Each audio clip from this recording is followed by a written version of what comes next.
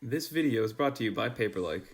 So what is going on, guys? NandoBrace93 here with another video, and today we're going to talk about the top 10 or maybe 11 must-have iPad Pro accessories under 50 bucks to really give you guys, that experience that you would want out of your iPad Pro, especially if you want to make this your main computer. Because unfortunately, there's a couple things that we need to add on here to make sure that you can get everything you need to get done, guys.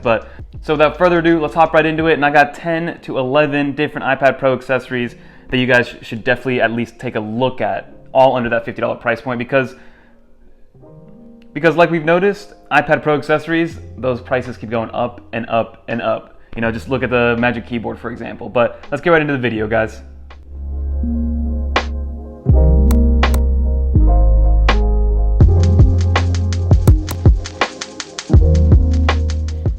Okay, so the very first thing that I tell people to buy when they get an iPad Pro, get yourself a screen protector the second you get your iPad Pro, because I don't know if it's me, maybe it's just a personal thing, because I have heard that people with, using just a pencil on the actual glass itself doesn't really hurt the glass too much, because it is, the latest and greatest glass technology that Apple has, but something about using the pencil on the physical glass itself is just uncomfortable. It makes me feel like I'm scratching the surface of the display, and I feel like I'm making it worse and worse. So what I did was I threw a Paperlike screen protector on there, guys. I love Paperlike as a screen protector, not only because it's functional and protects the screen, like I said before, but also it adds a couple more things, like giving you actual, real-time resistance with the screen protector itself, giving you that scratchy sound so it makes you feel like you're actually writing on a piece of paper versus just on the glass itself, and have that weird slippery feeling with the pencil. So highly recommend checking out Paperlike. Link in the description below if you guys want to check it out. But like I said, get yourself a screen protector when you buy an iPad, whether it is a Pro or not, guys, because the screen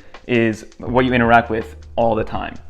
The next thing you're going to want is you're going to need a way to power your actual iPad Pro, right? Because in the box, you get an 18-watt charger. I have told you guys this over and over again. The 18-watt charger, even though it's, yes, faster than a 12-watt brick or a 5-watt brick, it still doesn't give you that optimal charging, because the iPad Pro can take in up to 30 watts at a time. So what I did was I got myself a Basis 65-watt fast charger, and then look at the size of this thing, guys. This thing is tiny. Look at it compared to the actual iPad itself. It's really, really small, and the beauty of it is that from the front of it, it takes up the same footprint as that 5-watt brick, the one that comes with all the iPhones. It's just probably twice the length of it, and then you get 3 different inputs, right? You get Type-C, you get 2 Type-C and 1 USB-A, and you can get, like I said, up to 65 watts out of this, but you can also fast charge your iPhone on the bottom, fast charge your AirPods, and then also fast charge your iPad Pro from one single brick. So highly recommend looking into a brick like this, because it just makes it that much easier to move around, guys.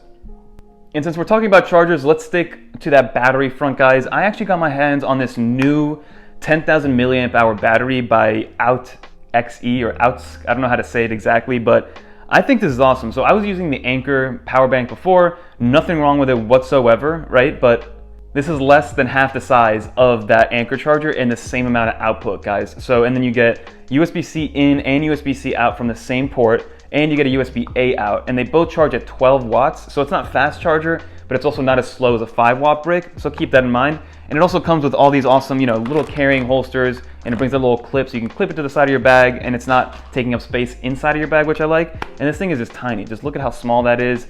It's got a nice feel to it, nice and hefty, so it's got good build quality, and it's only like 20 bucks for 10,000 milliamp hours. And another thing that I noticed, which is very underrated on battery banks, is that it turns on automatically when it senses that something is plugged into it, as opposed to plugging it in and then having to press the button to actually turn it on. So I noticed that when you plug a cable in, whether you plug the cable directly into here, it'll turn on.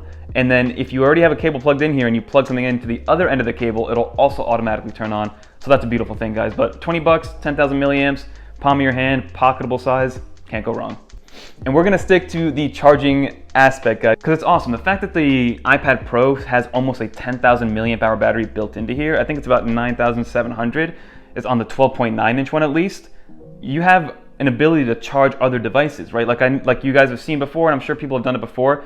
A USB-C cable in to a lightning out will charge your iPhone, right? So what this company Satechi did was took that a little bit further and just made these 2 awesome little accessories, because most people that have iPads have an Apple Watch and either AirPods or AirPods Pro. So why not build a little dongle that goes directly into the iPad to charge both of those devices? So that's what these are. This one's for the Apple Watch, and it'll sit nice and pretty on your Magic Keyboard, and I'll show you guys B-roll. It works perfectly fine, and it's like an Apple branded one, as in it's meant to work with just the Apple Watch. And then you have one for the AirPods and AirPods Pro, which is also very small, same form factor. All you do is you plug it into the USB-C cable or the USB-C port on the side, and you lay it flat, and it charges your AirPods, guys. Because then at the same time, if I'm in a pickle and need to charge, I'll just grab my Basis wall charger, plug one of these in, and all of a sudden I have a portable way to charge my AirPods. And then take it a step further, if I want to go even more portable, I'll grab my 10,000 milliamp hour battery and plug this in, and all of a sudden you guys can see that the lights automatically turned on, and I can charge my AirPods through here. Same thing goes with the Apple Watch, guys. So I love how modular all this is. Now, these are from Satechi, this is from Out, so these are all different brands that all speak to each other perfectly because we have that universal port in the USB-C, guys. So those are all the chargers or charging aspects that I have for you guys. So we have a wall outlet that's 65 watts, a 10,000 milliamp hour battery, and then a couple of accessory chargers. So now to get into some of the bigger things in here, guys. In terms of USB-C hubs, you can go one of two ways, right? There's two routes to go with it. You can go with a dongle, which is this guy. This one's by Andabil. I really, really like this one. It's a 9-in-1. It gives you 4 USB-A, an HDMI, Ethernet, USB-C in, and then a micro SD and an SD card reader, guys. So there's your 9 plugs, and then this goes directly into the iPad, so that's nice. But just so you're aware, it's a dongle, so it hangs off to the side like so. And then if you're on a desk, it does kind of just sit on the desk like that, but it's not aesthetically pleasing. Functionally, works awesome, right? It doesn't overheat.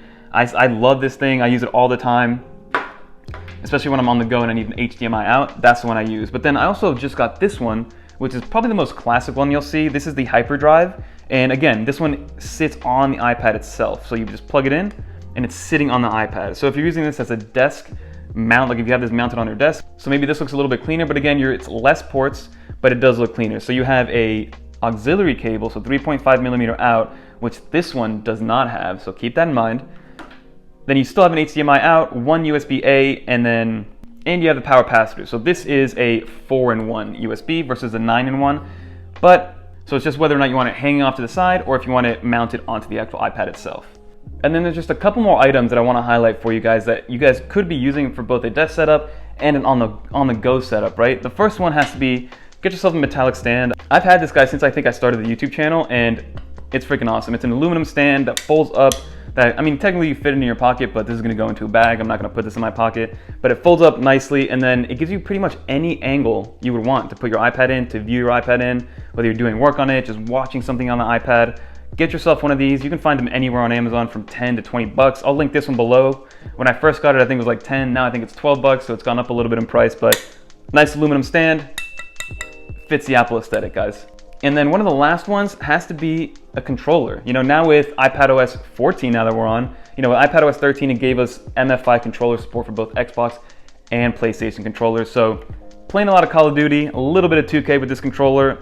I've usually been featuring the Xbox controller, and this is the first time I've tried the PlayStation controller, but works exactly the same. It's just a preference or a which console do you have laying around in the house kind of situation. But if you have neither and you're looking for a controller just for the iPad, go with a PlayStation or an Xbox controller as opposed to a dedicated MFI controller, because these controllers are just way better in my opinion. Like the controllers made for the Xbox and the PlayStation are much better than a dedicated iPad Pro controller, which really doesn't exist.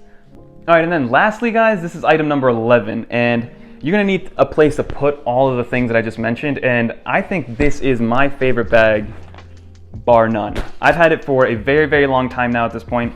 Probably not a very long time, probably about a year, and it's by Initech. It's water resistant. It's got all the different compartments you would need. It's got a laptop section, a tablet section. You can put in a battery bank like the one I just showed you in to then put power out through the side of the bag. It's got 2 cup holders, which I use all the time.